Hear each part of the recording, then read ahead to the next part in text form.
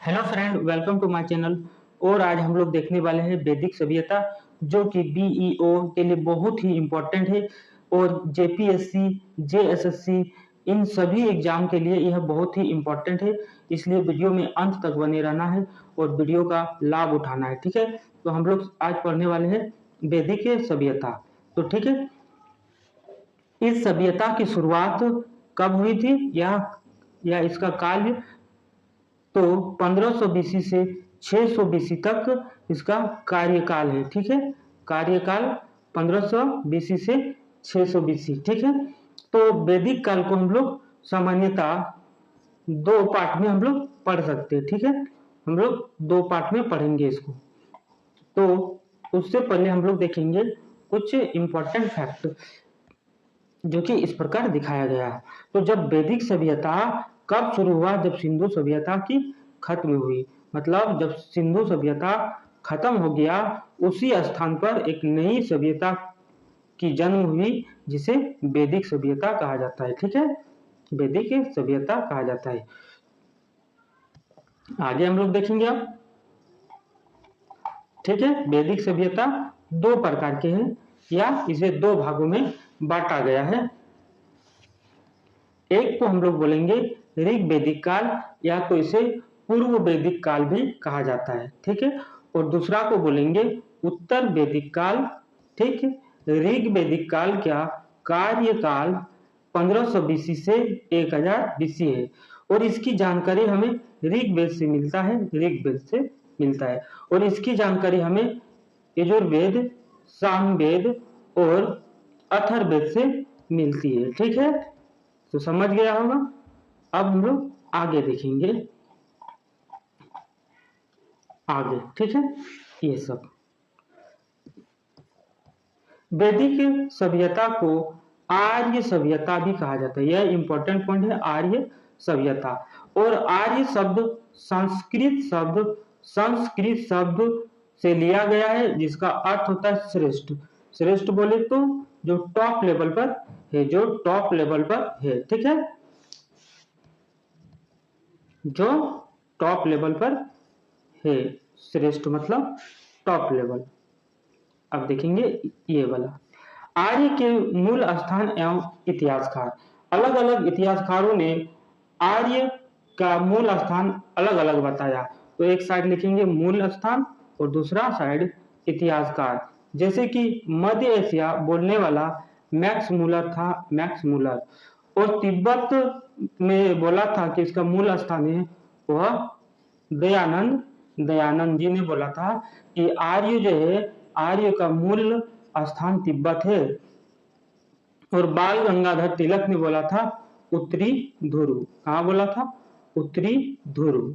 ठीक है, वाह। अब आगे हम लोग देखेंगे। आगे आर्य कहां पर था? न पंजाब और अफगानिस्तान। मतलब India, I for India, Pakistan अभी का, और अफगानिस्तान। ठीक है, इंडिया, पाकिस्तान और अफगानिस्तान। और यह सभ्यता ग्रामीण सभ्यता थी। ग्रामीण मतलब गांव।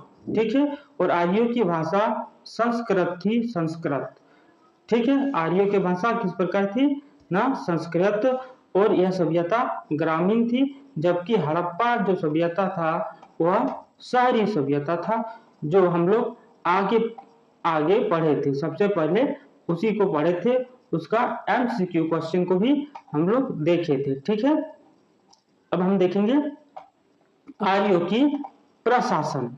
ठीक है, आर्यों की प्रशासन। तो सबसे छोटी जो प्रशासनिक इकाई होती है उसे कुल कहा जाता है। कुल बोले तो फैमिली, परिवार। F for family. कुल मतलब फैमिली, परिवार। ग्राम उसके बाद था। कुछ फैमिली अगर मिल जाएगा तो ग्राम बन जाएगा। ग्राम मतलब गांव, ग्राम मतलब गांव। गांव लिख दिए यहाँ पर, देखो ये गांव हो गया। और जो 20 था, 20 बोले तो जब गांव जुड़ जाता है तो गांव के समूह से बनता है 20, जिसको जिला बोल सकते हैं। जिला, आज का जिला। ठीक है, ये हो सकता है जिला। और जब जिला, बहुत सा जिला मिल जाता है तो बन जाता है राज्य, जिसको जन बोला गया, राज्य को क्या बोला गया, जन। तो डायरेक्ट पूछ सकता है कि जन का क्या अर्थ होता है, तो यह राज्य है। और राष्ट्र बोले तो देश, राष्ट्र बोले तो देश, राष्ट्र मीन्स देश, ठीक है, राष्ट्र बोले तो देश। तो यह सब याद रखना है। सबसे छोटी इकाई क्या होगा, कुल, और सबसे बड़ी इकाई जो होगा वह राष्ट्र होगा, ठीक है। तो समझ गए होंगे। अब देखेंगे आगे की ओर, आगे में क्या क्या दिया गया है इंपॉर्टेंट पॉइंट, ठीक है, सब इंपॉर्टेंट पॉइंट है। तो वेद 4 प्रकार के होते हैं, ऋग्वेद, यजुर्वेद, अथर्ववेद और सामवेद। तो हम लोग देखेंगे ऋग्वेद के बारे में। तो सबसे प्राचीन वेद है, 10 मंडल है और सूक्त 1028 सूक्त है। ऋग्वेद के तीसरे मंडल में गायत्री मंत्र है, गायत्री मंत्र तीसरे मंडल में है, जो कि बहुत ही इंपॉर्टेंट है। और प्रथम या 10वें मंडल को बाद में जोड़ा गया, प्रथम और 10वें को बाद में जोड़ा गया, बाद में जोड़ा गया, ठीक है। तो ये बात समझ में आना चाहिए। और मंत्रों की संख्या 1580 है। और यहाँ पर सभा और समिति है, जो कि आगे उत्तर वैदिक काल में जाकर यह खत्म हो जाएगा, ठीक है। तो देखें हम लोग वैदिक काल के बारे में। अब देखेंगे युजर वैदिक काल, किसके बारे में, युजर वेद के बारे में। तो यज्ञ के नियम के बारे में बताया गया है कि किस टाइप से पूजा पाठ और बलिदान दिया जाता है, किसी के बलि दिया जाता है, उसके बारे में यजुर्वेद में बताया गया है।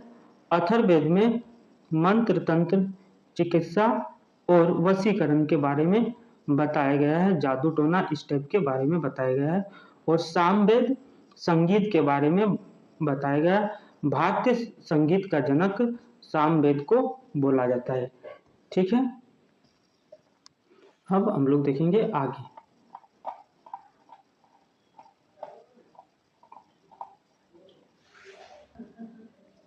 ठीक है, ये सब इंपॉर्टेंट पॉइंट है। तो वैदिक काल में वेद 4 हो गया, वेद 4, पुराणों की संख्या 18, उपनिषद की संख्या, ये सबसे इंपॉर्टेंट है, 108।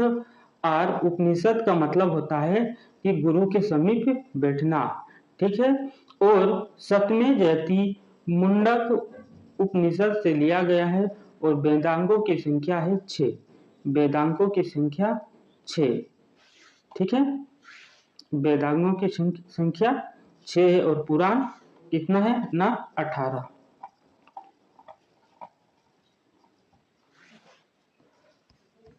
अब देखेंगे ऋग्वैदिक काल में समाज 4 वर्गों में बटा हुआ था। तो सब यहाँ पर समानता था, मतलब बताएंगे यहाँ पर कुछ भेदभाव नहीं था, ठीक है। ब्राह्मण मतलब जो शिक्षा देता था, वेदों को पढ़ता था, मतलब एक प्रकार के शिक्षक, ठीक है, शिक्षक। और जो क्षेत्रीय होता है वह क्या होता है, सैनिक, सैनिक, क्षेत्रीय मतलब सैनिक। और जो वैश्य होता है वह क्या होगा, बड़ा बड़ा बिजनेसमैन या कृषक। ये क्या होगा, बिजनेसमैन या कृषक, बिजनेसमैन या कृषक। और शूद्र जो होता है वह सेवा करता था। इसमें कोई असमानता नहीं थी, मतलब शूद्र बड़ा जाति भी हो जाता था, लेकिन उत्तर वैदिक काल में इसको सेवा करने के लिए रखा गया, मतलब इसमें कुछ असमानताएं आ जाते हैं। उसके बाद देखेंगे ऋग्वैदिक काल का देवता, मतलब ऋग्वैदिक काल में कौन कौन से देवता इंपॉर्टेंट थे उसके बारे में हम लोग देखेंगे। तो ऋग्वैदिक काल का देवता में इंद्र सबसे प्रिय देवता, युद्ध का देवता इसे बोला जाता है, वर्षा का इसे पुरंदर भी कहा जाता है। और सोम जो देवता था जंगल का देवता, और अग्नि जो है वह आग का देवता, और रुद्र ये सबसे क्रोध वाले देवता है। तो यहाँ सबसे इंपॉर्टेंट पॉइंट है इंद्र, इंद्र उस समय का सबसे प्रिय देवता माना जाता है, इसलिए इसका सबसे इम्पोर्टेंट अगर देवता में पूछा जाए तो इंद्र, ठीक है। और इसे युद्ध का देवता भी बोला जाता है, वर्षा का देवता भी बोला जाता है, और इसे पुरंदर भी कहा जाता है, ठीक है, क्योंकि यह लड़ाई करता है, युद्ध करता है, इसी कारण इसे पुरंदर कहा जाता है। तो हम लोग आज देखे ऋग वैदिक काल का देवता तक, कल एक नया वीडियो लाएंगे और इस पूरा चैप्टर को खत्म कर देंगे। अगर वीडियो अच्छा लगा हो तो वीडियो को लाइक करना है, शेयर करना है, और नए हो तो चैनल को सब्सक्राइब कर लेना है, ताकि एक भी वीडियो मिस ना हो और आपके लिए एक सीट पक्की हो जाए। Thank you for watching my video.